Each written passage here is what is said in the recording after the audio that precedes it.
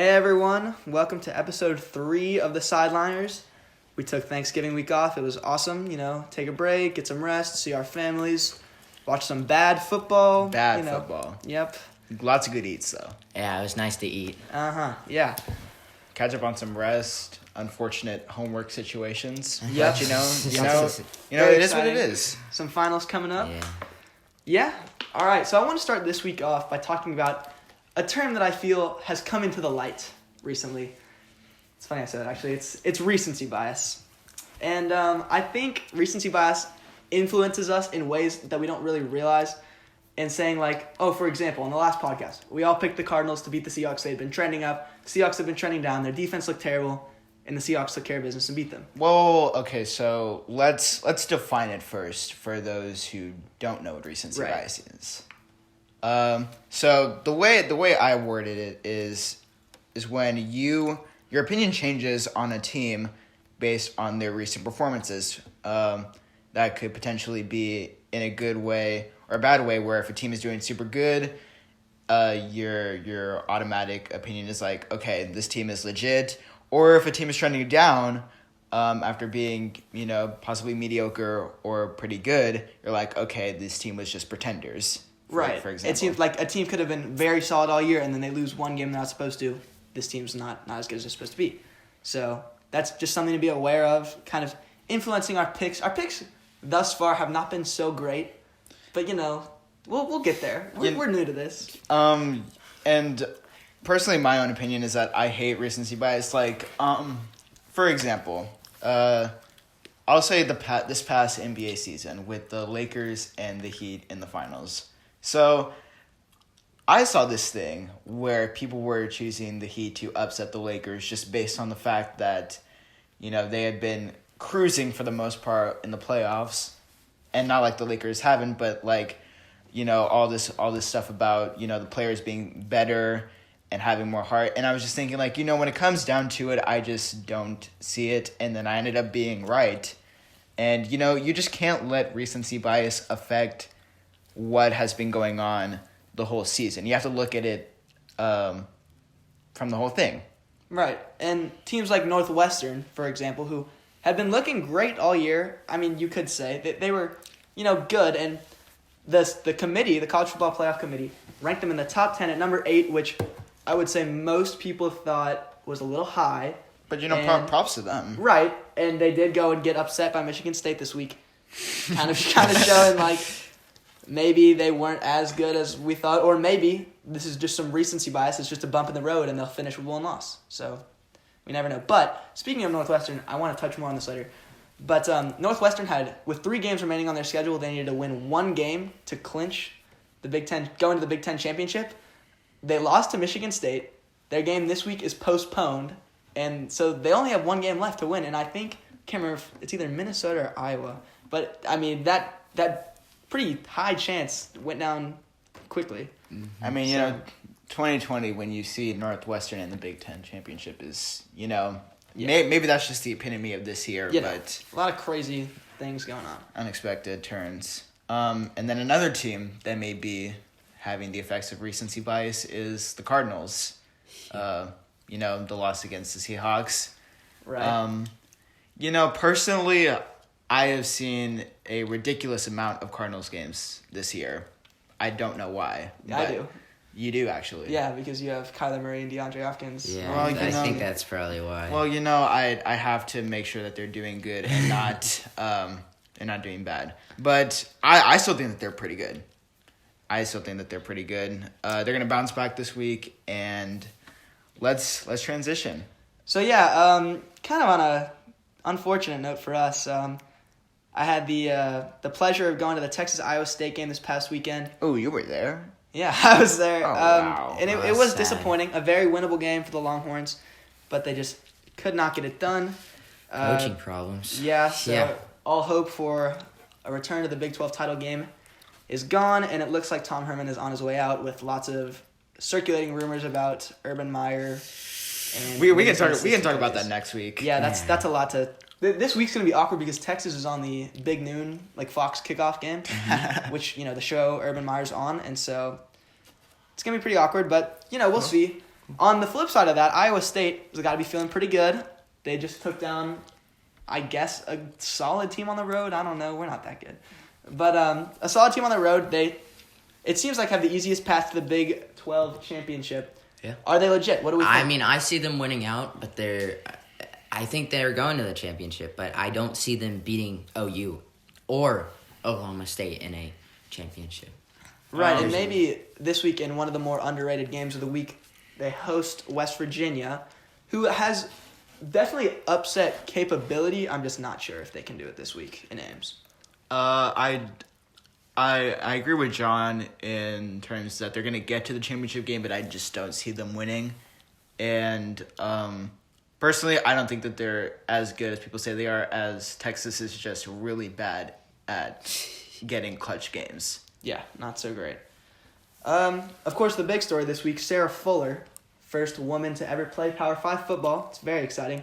And they have announced that she will kick again. Unfortunately, last week, we only got to see one kickoff attempt, seeing as Vanderbilt somehow didn't score at all against Missouri. Mm-hmm. Just a little sad. But, this week, they play a much easier opponent, Georgia. So right. They'll definitely score, right? They have to score. They have at least to. in field goal Yeah. range. They have a shot. It's a really good look for college football, and she's changing the game, which is awesome. Yep. It is a really good thing to see. And in case anyone was wondering, she was told to kick a squib. Yes. She was not trying yes, to kick it out I hate the Come not squib narrative. Come on, that guys. is y'all are weird. So, as it seems right now, as the new playoff rankings come out, it seems like the top 4 teams have really separated themselves. Yeah. You've got to clear Alabama, Notre Dame, Ohio State, Clemson. Or is it's Clemson, Ohio State? But, obviously the top 4 teams, you're not going to rank A&M or Florida or Cincinnati in that top 4 until something crazy happens. And there will be some shakeup with the ACC championship, given if it's Notre Dame and Clemson. And same thing with the SEC championship. If Florida can maybe pull off the huge upset against Alabama, there would definitely be some shakeup in the rankings. So hear me out. If Clemson loses to Notre Dame in the ACC championship, they're out. Clemson's done. 2 losses. Who would yeah. take that spot? Is that A&M because they beat Georgia? Or I think Florida? Sorry, not Georgia. If Florida beats Alabama, they're in, for sure. Yeah. But if Alabama takes care of business, as they probably will, against Florida, then maybe you do give it to an A&M. Or if I could totally see Cincinnati doing similar to what BYU is doing this week with Coastal and just trying to schedule any ranked team they can just to boost their resume late season. Yeah. So it'll be really interesting to see how that plays out because, one of the ACC teams is going to have to lose if they play each other. Of course, I would like to see one of those teams get in just because, we always see these teams, playing these games and maybe I just want to see some shake-up. One of the group of 5 teams. Yeah. Maybe? Well, props to BYU for getting Coastal on the schedule this week, but poor Liberty. I'm a little sad for them. Yeah. Glory season. Their dream season's already ruined. Yeah, it's so. fine. But yeah, so the NFL this week, kind of awkward, I guess, because, COVID's hitting hard. It's hard. Yeah. I've never seen a league backpedal this hard. Right. The Ravens. It's just because of right. The Ravens the got amount hit of hard. players and contact. The Steelers got hit hard. We had the most 2020 game ever yesterday with, you've got RG3 throwing passes to Des Bryant at 3 o'clock on a Wednesday afternoon. That combo would have killed back in 2013. Yeah. You think so? Yeah, I think Yeah, it would. I think it would. That would have been pretty exciting. That would I have guess. been fun. But it's fun having football on Wednesdays, but we sacrifice our Let's Thursday never night. do it again. Honestly. Oh, okay. Well, just wait until next week when the Cowboys-Ravens game gets postponed. Oh, please. I wanted to get postponed. All right. Speaking of the amazing Cowboys on their division, the NFC East race getting exciting. I can say for about the first time in Your lifetime? no, in 4 or 5 years. The Giants are leading the division. Oh yeah. I kind of thought about it, and most of the Giants games aren't on TV here, and I realized the last time I had watched the Giants win a game was in September of 2018. That was the last time I saw a Giants win. Besides when you go to the stadium. I did go to the stadium and we lose. Oh. That's what I'm saying. I was at the stadium for that game. But so that was very exciting. We almost lost, and Daniel Jones did get hurt, but got the win. Very nice to see Colt McCoy in there for us. But he's back next week, right? Probably not. Potential. Probably potentially. not. They No, said that's it's not quote good. unquote pretty bad. So and it's a hamstring thing. That doesn't sound good. That No, is it's- not good. No, he's probably not going to play this week. But if he does, that'll be awesome. So Just to get slapped by the Seahawks. right. Speaking of the NFC East this week they have a tough schedule. They're all playing out of conference games against good teams, and they're all going to be underdogs. And it really just depends. We'll talk more about it later. But is one of them going to pull off the upset this week? I'm really not sure because the NFC West race is super exciting as well, kind of for good reasons, not bad reasons. But you've got the Seahawks who are 8-3, 7-4. The Seahawks are 8-3. 8-3. So they're 8-3. You've got the Rams who are 7-4. I want to say 8-3. they're 8-3 too. Yeah. And then the Cardinals right behind them, and the 49ers have gotten their way back up to 5-6. Yeah. And so it's a tight race. You're gonna have some good games down the stretch. We've got a big Rams Cardinals game this week, so that's gonna be super awesome. The Titans got a big divisional win this week against the Colts. Really, is a good luck for them. I think the NFC West is where we're gonna see that NFC 7th spot for the playoffs. Oh, absolutely. I think that's gonna be one of the teams that gets that 7th spot is Yeah. Cardinals, 49ers, maybe even the Seahawks. Yeah, we could see at least 3 NFC West teams get in. Yeah. So, but we won't because the Buccaneers will make it. Yeah. You know, Well, unless Brady just hits a sharp decline. that's true. That's true. Kind of already has. All right. Anyway, so obviously, the most exciting thing about Week 12 of the NFL season, Trace McSorley. Yeah. I mean, come on. Trace He McSorley. threw it on a dime. He did throw He it wasn't. on that. He wasn't even trying. I mean, he did look good. I didn't watch the game, but I saw some of the stuff after, and obviously that 70-yard touchdown of Marquise Brown was the best play of Marquise Brown's season, and the best play of his season, of course. And I mean, he looked pretty good. He threw with confidence, stepped up in the pocket, made a couple bad throws, but that's a given. I think And- there's few teams with better third-string quarterbacks. Right, than and him. in a week with a lot of backup quarterbacks seeing the field, he looked I would say better than a lot of them. I mean, at least it wasn't a Kendall Hinton situation. Right, I mean, that was- good. Because good lord. But why didn't they cancel the game or postpone the game? So what I heard was that because the Broncos broke protocol, they didn't want to cancel Twice. the game twice. That they didn't want to reschedule the games and to make an example out of them. Whereas with the Ravens, there was an outbreak. Yeah. Yes. And depending on what you believe, whether that's maybe for ratings, potentially trying to get Lamar back into the game. But you got to feel for Broncos fans. Yeah, I'm Yeah, a Saints tough. fan, so That's I know a lot about this. I read a lot about it. It was pretty interesting, just some very bad calls by general managers and stuff from Yeah. Denver, and it ended up them having to play a quarterback, or not a quarterback, at the quarterback position, which was, Not good. Horrid. To say the least. Horrid. Not good.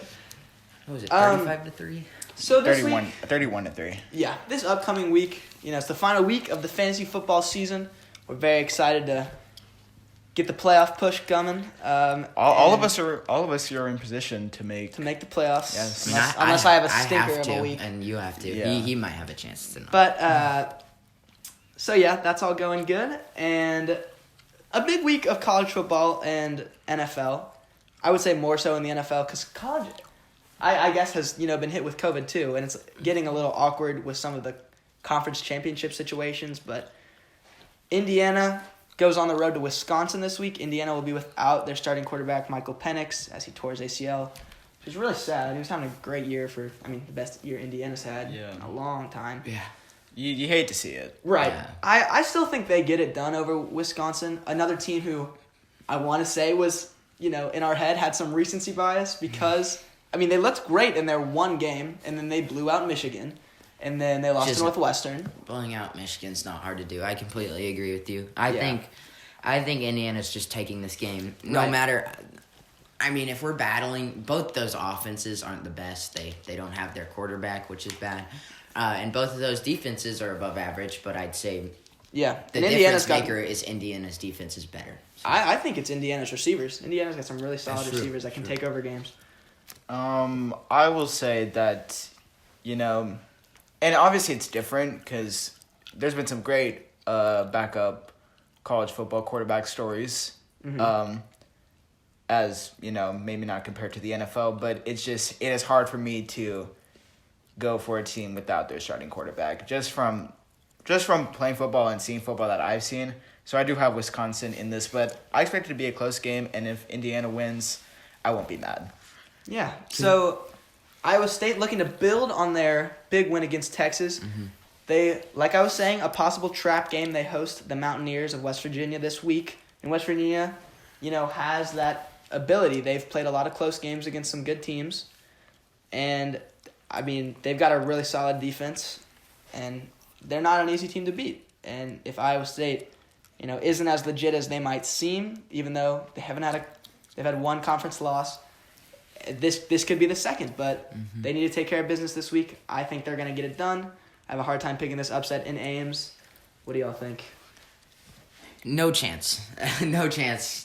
I guess there's always a chance, but I really think Iowa State is going to just run through them.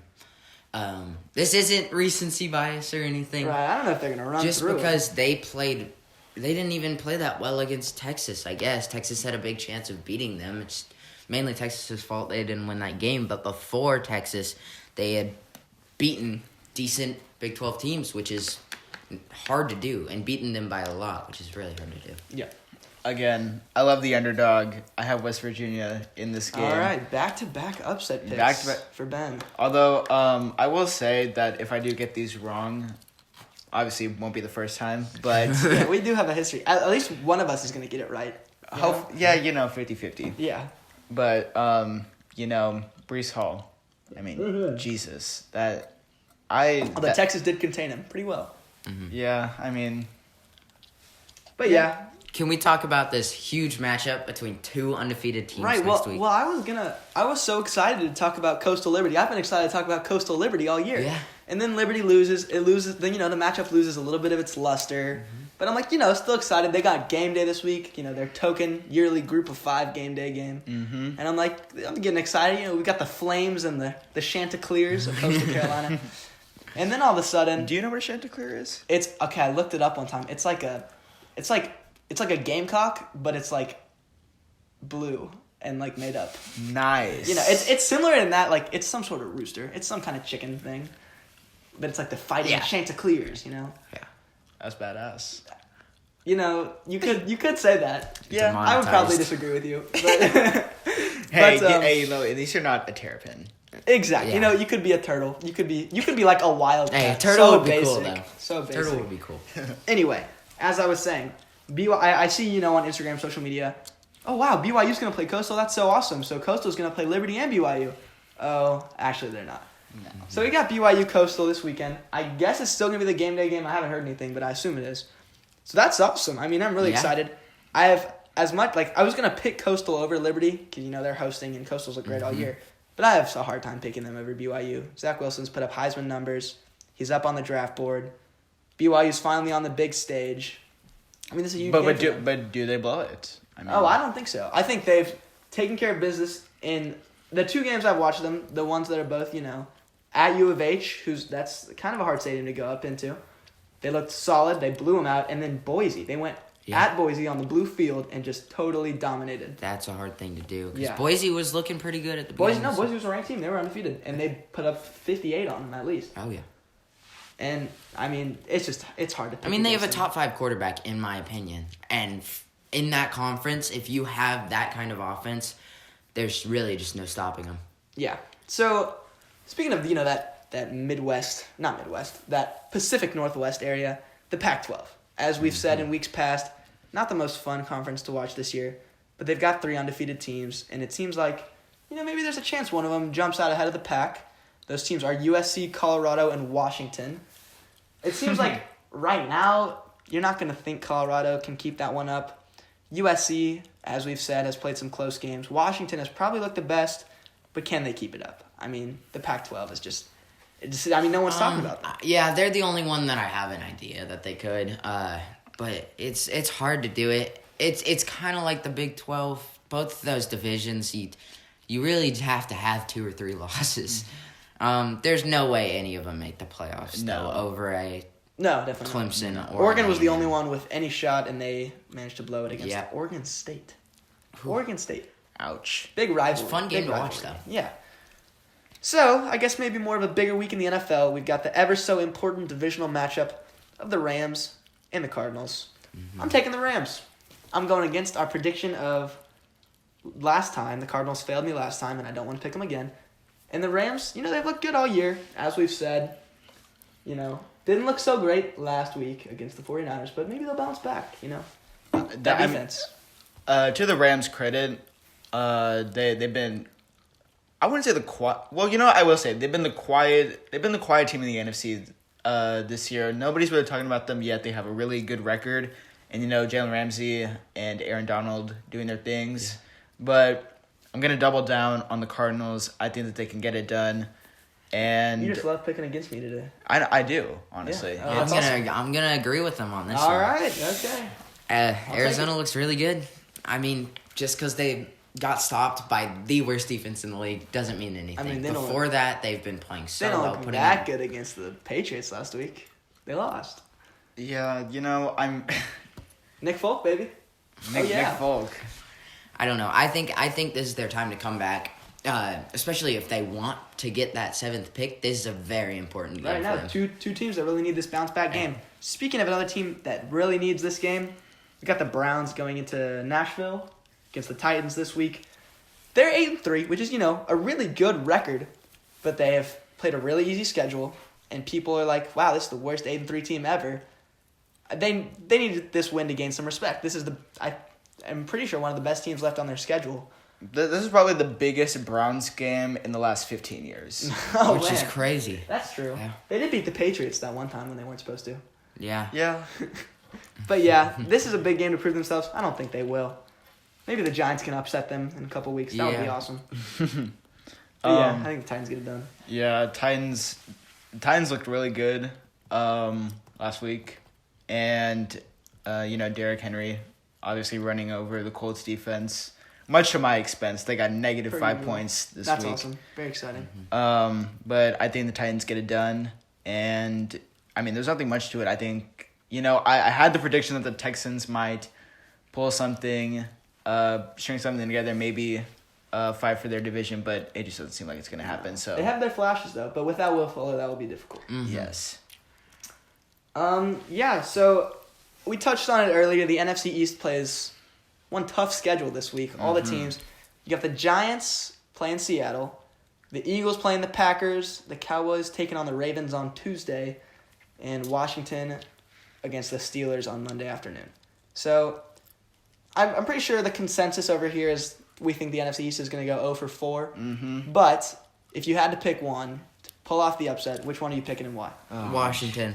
Why? Look at the Steelers. They've had so many close games I'm against looking such at the Steelers. bad teams. They're 11-0. I know, but that team is not it's not like, I don't know. If that Washington football team can get their, I didn't even mean to say they're funny. If they can get their offense, if they can improve on their offense this week, get good connections with Terry McLaurin, forcing I would love that. longer runs to Edmonds and everything, that would be so good. And they could upset them because that defense is really good. Yeah. I do agree. I think I said this before. The Redskins are the most well put together team. Washington. At least, yes. Excuse me, Washington. Washington is the most well put together team. That defense is monstrous. Yeah. On the front seven, and I think that they have the most likely opportunity to upset, but they're going 0 for 4 this week. Over under they'll all lose combined points over under 150 points. Well, so that's an average of like. Well, the I Eagles expect 30. Eagles are More than that. losing More 60 than to that. 0 to the Packers. So That's very bad. I honestly think that'll be the worst beatdown of all. yeah, no, That's gonna be yeah. horrible. The Giants will score points, but I don't think the Eagles my can upset score. pick, if I had to pick, I'm not saying this will happen, and this is not bias at all, but I think the Giants maybe could get it done. Of course, we will probably be without Daniel Jones, but the Giants, have won 3 in a row. The Giants have won 3 in a row for the first time since 2016 in 4 years. It's been 4 years, and we're leading the division. Got some momentum. The defense has been. I think the Giants' defense. I would go on a limb and say they're the best in the division. I think They're they've definitely been better underrated. than Washington. They're underrated across. James the league. Bradbury, top 5 corner. He's been awesome. I just can't say that. I That's just why don't I'm see saying. it. Well, But yeah. we will see. We don't have a Thursday night game this week. No, Very kind sad. of upsetting. Oh, yeah. I want to watch football tonight. But, But we we'll go will get see. them on Saturday and Sunday and Monday and Tuesday. That is so Maybe weird. even Wednesday. Oh, we've got college football again. tonight. That is true. But, nothing too exciting. Yeah. And college basketball is back. The NBA starts in a couple weeks. Mm-hmm. Very excited for all that. Should we do some basketball stuff soon? Potentially. Potentially. Might put it I'm in not the too good at it, but sure, I'll yeah, try. Texas won the Jim Malley Invitational this week. 3 solid wins. Good for Very them. exciting. Matt Coleman hits a buzzer beater yesterday. Mm-hmm. I was jumping up and down Me too. in front of my TV. Awesome. I It was great. No, I was really giggling awesome. like a little girl. I was pumping like this. It was awesome. That was great. And all that just to lose to Villanova on Sunday. Oh. Yeah. But, it's all good. So, is With there anything that- else, guys? With that, I think we have run down 2 weeks worth of football. Yeah, some, I guess not so fun football, but, we make our own fun out of it. And we try our best. Right. No, we're doing everything we can with what we have. And let us know, I guess, in the comments if you want to see some basketball content. Like and subscribe. We're always trying to get that ratio up there. Of course. And we'll see y'all next week. See y'all. Happy Bye. holidays from the Sideliners. Yeah. Yes, sir.